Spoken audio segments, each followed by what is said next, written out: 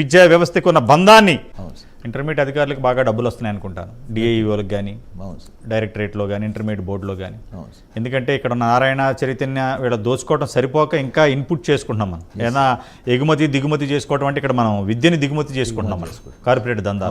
అలా ఏం జరిగింది? నేను మీరు అక్కడ వెళ్ళారు కదా సార్. ఇప్పుడు అంటే మీరు ఇప్పుడు గమనిస్తే సార్ మొత్తం జరిగింది యాజ్ ఇట్ ఈస్గా పేరెంట్స్కి స్టూడెంట్స్కి మేధావులకి అందరికీ కూడా సభ్య సమాజానికి నిజం ఏం జరుగుతుందో ఒక్కసారి క్లారిటీగా చెప్పండి సార్. ఇప్పుడు ఒకటి సార్, ఇప్పుడు ఎలెన్ అనే సంస్థ ఇప్పుడు కోటా నుంచి ఏదైతే మన రాష్ట్రానికి వచ్చిందో, ఇట్లా కోటా నుంచి కానీ నార్త్ ఇండియా నుంచి కానీ కొన్ని సంస్థలు తీసుకురావడం పరిపాటిగా సాగుతుంది ఒక 2-3 సంవత్సరాల నుంచి.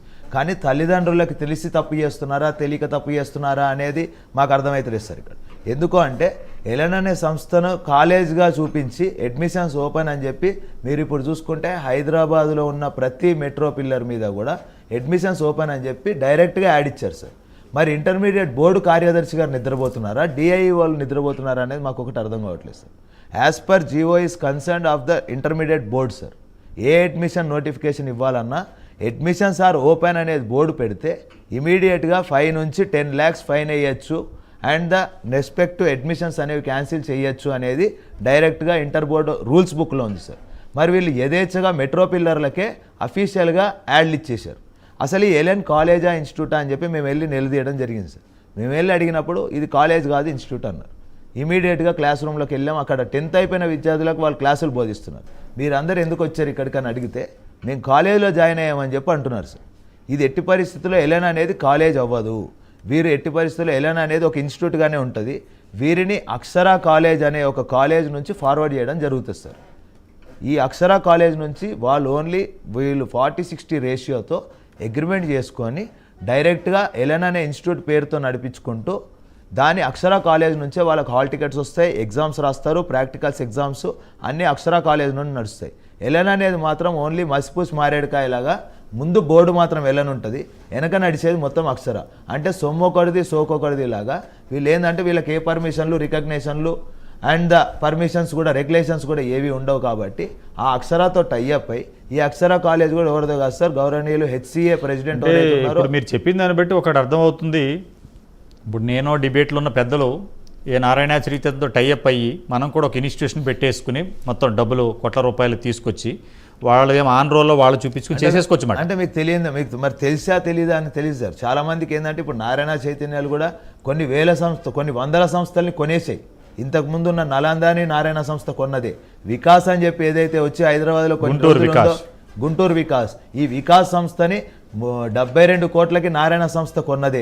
చైతన్య కాలేజ్ వాళ్ళు వెలాసిటీని మొత్తం నిర్వీర్యం చేసేసి ఎక్కడా అడ్మిషన్లు కాకుండా వెలాసిటీని ఇద్దరు కలిసి పంచుకొని చైనా అగ్రిమెంట్ చేసింది కూడా వాస్తవం కాదు. మొత్తం క్యాన్సర్ వ్యాధి కన్నా భయంకరంగా ఉంది సార్. ఒక మద్యం సిండికేట్ కంటే కూడా ఒక మద్యం బార్లు ఎట్లయితే సిండికేట్ అవుతాయో ఈ నారాయణ చైతన్య అన్నీ కూడా సిండికేట్గా మారి ఆఖరికి ఎలెన్ సంస్థతో కూడా ఈ బాండ్లు ఏవైతున్నాయో ఆ ఉద్యోగి ఈ ఉద్యోగి మన ఇప్పుడు ఏదైతే నారాయణలో పనిచేస్తున్న ఉద్యోగిని ఎలెన్ సంస్థలు తీసుకోకూడదు అని చెప్పి ఒక అగ్రిమెంట్ చేసుకొని ఎలెన్లో పనిచేసే ఉద్యోగిని కూడా మేము తీసుకోము అని చెప్పి ఒక 4 years బాండ్కి ఈరోజు దిగజారిపోయారు. అంటే విద్యా వ్యవస్థ ఎంత దిగజారిపోయింది, మరి చూస్తున్న ప్రభుత్వం ఎక్కడుంది, అసలు రాష్ట్రానికి విద్యాశాఖ మంత్రి లేడు కానీ ముఖ్యమంత్రి కూడా లేడా అనేది మాకు అనుమానం వ్యక్తమవుతుంది సార్.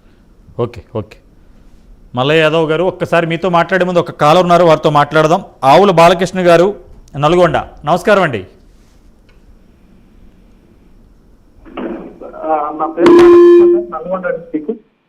బాలకృష్ణ గారు నమస్కారం. హలో అయ్యా, వినపడుతుందా మీకు? సార్ వినపడుతుంది సార్. చెప్పండి. మీ టీవీ మ్యూట్లో పెట్టి మాట్లాడండి. ఓకే సార్ నేను బయట వచ్చేసాను సార్.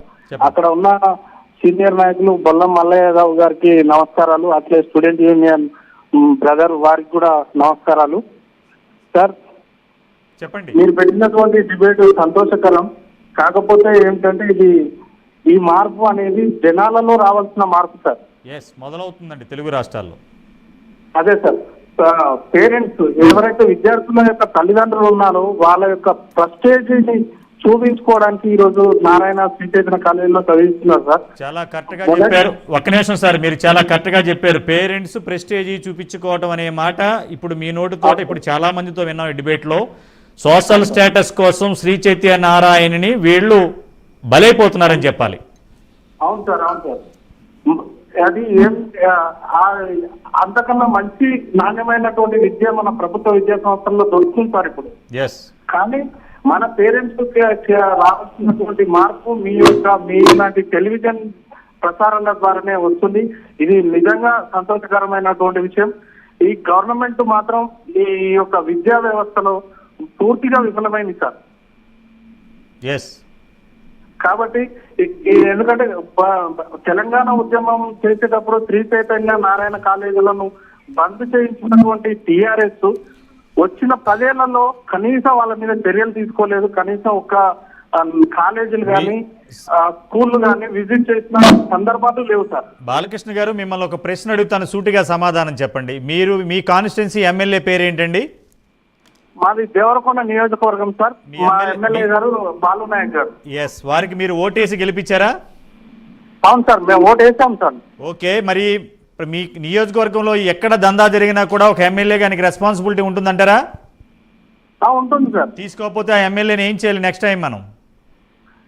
ఏం లేదు సార్, ఇంకో ఎమ్మెల్యే కోసం వెయిట్ చేస్తాం సార్. ఇప్పుడు ఈయన కాకపోతే మా ఇంతకుముందు ఉన్నటువంటి ఎమ్మెల్యే గారు. ఎందుకు ఈ ఎమ్మెల్యేలు, ఒక్క నిమిషం అండి, నేను సూటిగా అడుగుతున్నాను. ఈ ఎమ్మెల్యేలు, ఎంపీలు, ఎమ్మెల్సీలు, ఇన్ఛార్జ్ మంత్రులు, సాక్షాత్తు ముఖ్యమంత్రి వరకు విద్య అనేది అందని సరుకుగా కనపడుతుంటే తెలుగు రాష్ట్రాల్లో దందా జరిగితే ఎమ్మెల్యేకి రెస్పాన్సిబిలిటీ లేదండి? ఒక నియోజకవర్గంలో పోలీస్ స్టేషన్లో అధికారి పనిచేయకపోయినా, ఎంఆర్ఓ ఆఫీసులో ఎంఆర్ఓ పనిచేయకపోయినా, హాస్పిటల్లో డాక్టర్ సమయానికి రాకపోయినా ఎమ్మెల్యేకి అధికారం లేదా? అలాగే ఒక కార్పొరేట్ కాలేజీలో దందా జరుగుతుంటే, డెంగ్యూ ఫీవర్తో పిల్లలు చనిపోతుంటే అడిగే అధికారం ఎమ్మెల్యేకి లేదండి? ఓట్ల కోసమైనా రాజకీయాలు ఎమ్మెల్యేలు చేసేది. సభ్య సమాజం సిగ్గుపడుతుంది ఈ రోజున పొలిటీషియన్స్ని చూసి. మీ వల్లే ఈ కార్పొరేట్ దందా రోజు రోజుకి పెరిగి ఒక విషవృక్షమై క్యాన్సర్ వ్యాధి కన్నా భయంకరంగా ఉంది. ఎక్కడైనా క్యాన్సర్ ట్రీట్మెంట్లో ఆడ అదృష్టం బాగుంటే ట్రీట్మెంట్ చేస్తే బతుకుతాడు, కానీ ఇక్కడ పేరెంట్స్, స్టూడెంట్స్ బలైపోతున్నారు ఈ కార్పొరేట్ దందాలో. నిలదీయండి మీ ప్రాంతాల్లో ఎమ్మెల్యేలని, ఎంపీలని, ఎమ్మెల్సీలని. ఏం చూస్తున్నారండి? రాజకీయాలు మీకు ఓట్ల కోసమైనా ప్రజలు ఉండేది. సామాన్యుడు శ్రీ చైతన్యకి 2-3 లక్షలు ఫీజు కట్టాలంటే ఎక్కడ తీసుకొస్తాడు? దొంగతనాలు చేయాలా, లేకపోతే వేరే దోపిడీలు చేయాలా? ఏం చేయాలి సామాన్య మానవుడు? ఒక ఫోర్త్ ఎస్టేట్ మీడియా 20 రోజులుగా ఇక్కడ సభ్య సమాజం సిగ్గుపడేలాగా డిబేట్లు చేస్తుంటే ఎడ్యుకేషన్ మినిస్టర్ స్పందించరు, ముఖ్యమంత్రి స్పందించరు, సీఎంఓ కార్యాలయం స్పందించదు, డిఏఓలు స్పందించరు, ప్రిన్సిపల్ సెక్రటరీ స్పందించరు. ఏంటి, ఎక్కడికి వెళ్తుంది ఈ సమాజం తెలుగు రాష్ట్రాల్లో? ప్రజలకు అర్థమవుతుంది ఎవరెవరితో లాలూచి పడ్డారు, ఎవరెవరు ఆపరేట్ చేస్తున్నారు. రాబోయే రోజుల్లో అబద్ధం ఎన్నో రోజులు ఆగదు, కానీ ప్రైమ్ 9 మాత్రం ప్రజల పక్షాన్ని నిలబడుతుంది. మాకు సహకరించండి. థ్యాంక్ యూ అండి మీరు కాల్ చేసినందుకు.